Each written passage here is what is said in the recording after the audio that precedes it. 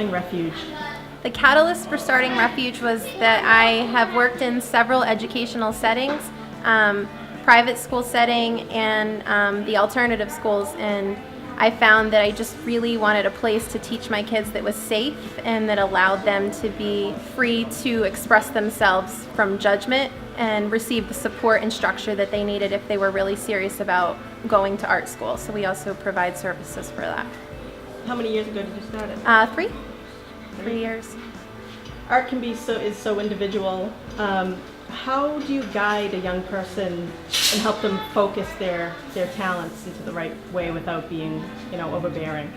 I think that's a constant. I don't think anybody's perfect at it, but I think that's a constant balance that you're trying to keep and really trying to strengthen those particular skills. And then when they gain that confidence, then I start finding other things that they need to strengthen in order to give them balance in their overall skills.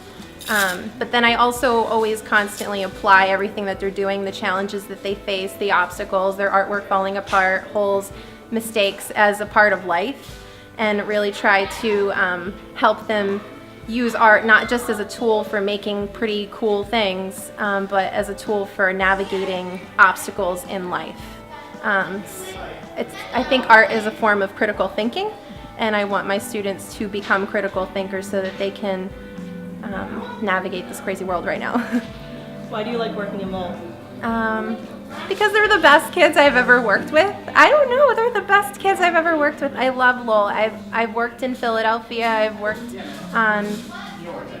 in Lawrence, I've worked in Concord, and the kids here, they're just beautiful people. There's like a lot of all the different cultures, all the different energy. I don't know, the kids here I think is where my heart is. I feel like I found my home here when it comes to teaching. What are some of the projects we might have seen around the city that your crew has worked on? We've done the bottle wall. So we created a really awesome bottle wall that also doubled as a sundial. It's kind of a style of building that we're just really interested in, alternative methods of building. We have a lot of our students who are interested in building tiny homes, so we're kind of just playing around with different ways to construct things because we kind of feel like one day that's going to build up to something much larger. We've done several murals. We did one for the Mill City Grows office, and then we did one right out here outside Western Ave Studios for the Navigation Brewing Company. That's it. What do you see for Refuge in the future, 5-10 years down the line? What would you like to do? That's a tough question because Refuge is constantly growing and it's very organic, and how it changes, it's constantly changing. And so I feel that I don't want to put a label on anything because it's changed every year. It's become different population and different goal, different objectives. Like Build Something is definitely a departure from what our primary focus, which is portfolio development for students who want to go to art school. And Build Something has just kind of caught our heart. And so I kind of like not having a label on it. I do know that I am incorporating students that I used to teach maybe 5 or 6 years ago that have now gone to art school and come back, and they're doing graphic design jobs during the day, and then they're coming back here at night and helping me co-teach. And I would like to eventually hand Refuge off to my students. But tell us a little bit about Build Something. Build Something was just this really unique project that was kind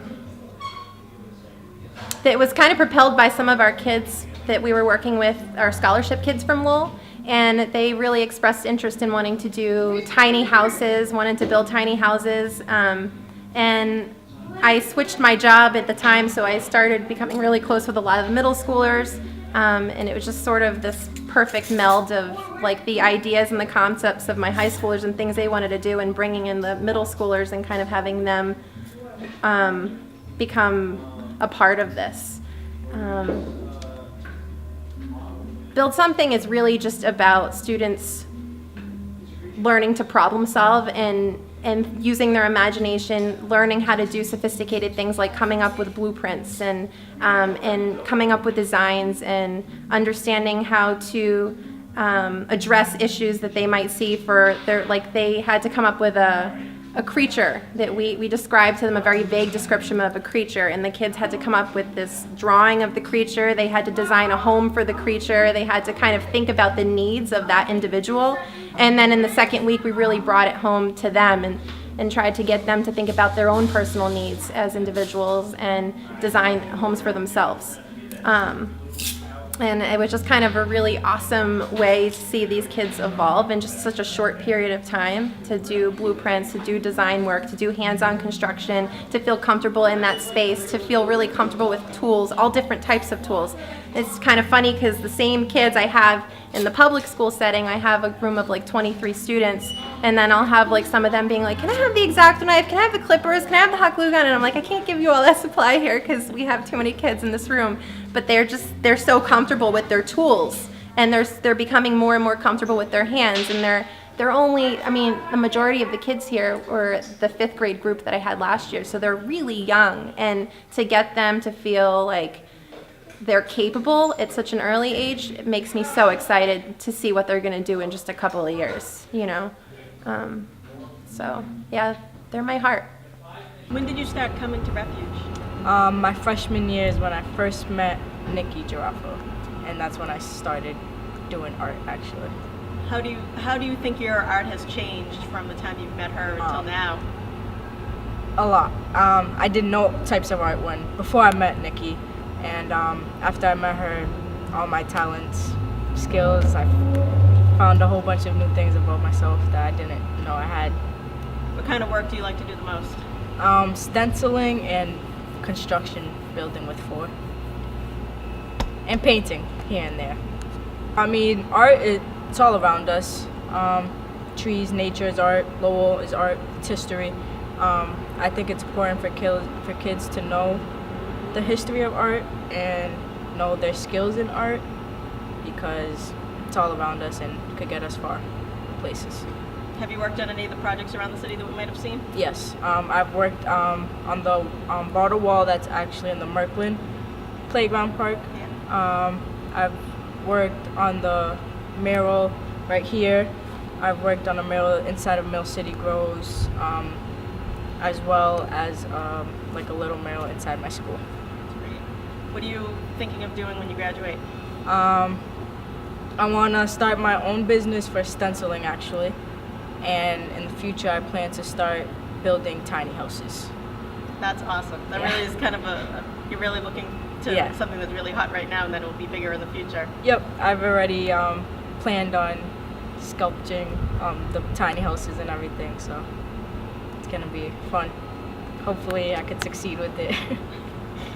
Would you like to stay in Lowell, or you want to go off to somewhere else? I want to stay in Lowell, but I do plan on traveling, but not to like move out of Lowell or anything. I want to stay here.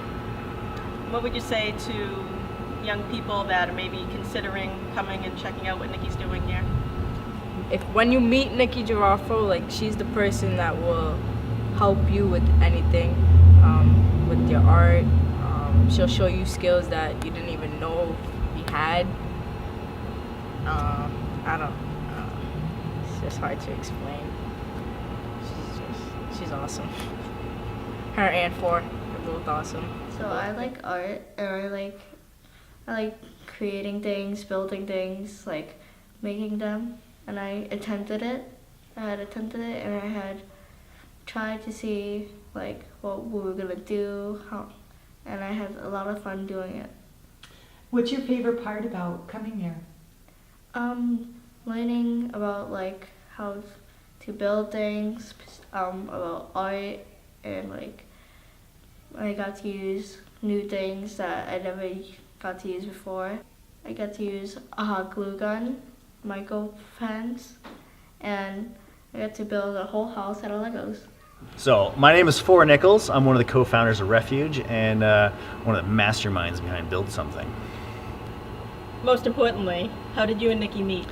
Oh, geez. Well, we met a long, long time ago. Wanted to do something together, so we started a classroom in our loft, and we outgrew that, and so then we got a classroom over here in Western Ave Studios, and it just kind of kept morphing from one thing to the next. And now it's in its current state. We're doing a lot of portfolio development for kids that want to go to school, as well as some murals around the town of Lowell, and also Build Something is the first time we've been doing this here at the class. It was kind of based out of a Lowell Cultural Council grant, as well. It was sort of a brainchild of the Mill Cities Leadership Institute with Todd Fry. So Yeah. I pitched the idea from there. We got the grant through LCC, and we just went for it. How many kids were involved to Build Something, and how did it evolve from what you thought it was going to be to what it ended up being in the end? So, I mean, oddly enough, it went really well as far as like what we were expecting is what we got out of it.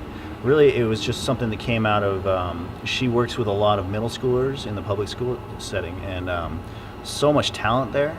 And, and with the amount of problems that kids face today and some of the challenges they have to overcome, it's like, we're like, why don't we have a curriculum that just teaches them to, in a fun way, identify problems and design their way through them? You know what I mean? Like, if there's a problem, you can figure out a solution, but it requires a little bit of thinking and planning to do so sometimes. So I think getting them started young doing that is how we're gonna really solve some problems down the road. Like a lot of the kids from, we spoke to Nikki earlier, a lot of kids seem to be interested in building tiny houses. Oh yeah. It's becoming a bigger thing too, as things become more scarce for everybody. The idea of having something that you can control yourself and you can own yourself and you can build yourself, and you have more of a say in what happens with it, I think it's a powerful thing, and it will probably continue to rise. I mean, as people start looking for those things that they need in their lives, they're going to have to get real crafty with it. And so the tiny house movement or the earthship movement, those are great examples of that. And so if the kids get started with that before they get mired in debt or locked into something they maybe didn't want to do with their lives, like, I think that'd be a huge win for some of them. I mean, some kids want to go the other route, but there's always going to be those kids that are more vocationally based and really hands-on. And I think this class was really kind of trying to promote that. Why do you like working with kids? They're really funny. I mean, I think they're funny, and like they're a lot of fun to be around, and they have some really fresh ideas, and they're just not afraid to like throw things out there and make mistakes. But also, I mean, kind of going back to what we were just talking about, is they have so much potential in front of them. You know what I mean? Like, these kids, they have everything in front of them. It's just a matter of convincing them that they can do things. You know what I mean? And I think that's the other fun part of it, is just empowering the kids to feel like they are more in control of their future, rather than kind of at the mercy of where life takes them. What were you like as a kid artistically? What were you interested in? I was always running around outside. I loved Legos. Legos were like my jam when I was a kid. And, very outdoorsy, very hands-on. My favorite subjects in school were always like your shop classes, your art classes, most of the vocational things. I didn't really play any organized sports, and I was always kind of like that B or C student. But when it came to the hands-on stuff, that's when I really loved it. What would you like to see, other projects in the future for Refuge? What would you like to see down the line? Well, I definitely love the public displays of art, like the murals and like the bottle wall that we have done. That's huge because it becomes a part of the community wherever it's at. I also love this kind of an idea of marrying art and science and art and design, because those are two things that both help people think, creatively, as well as to solve problems, and also to have fun with it too. Like, I mean, you can build something, but you can also have fun designing something and doing something different. You can build a box, or you can build a rectangle or a triangle or a circle. You know what I mean?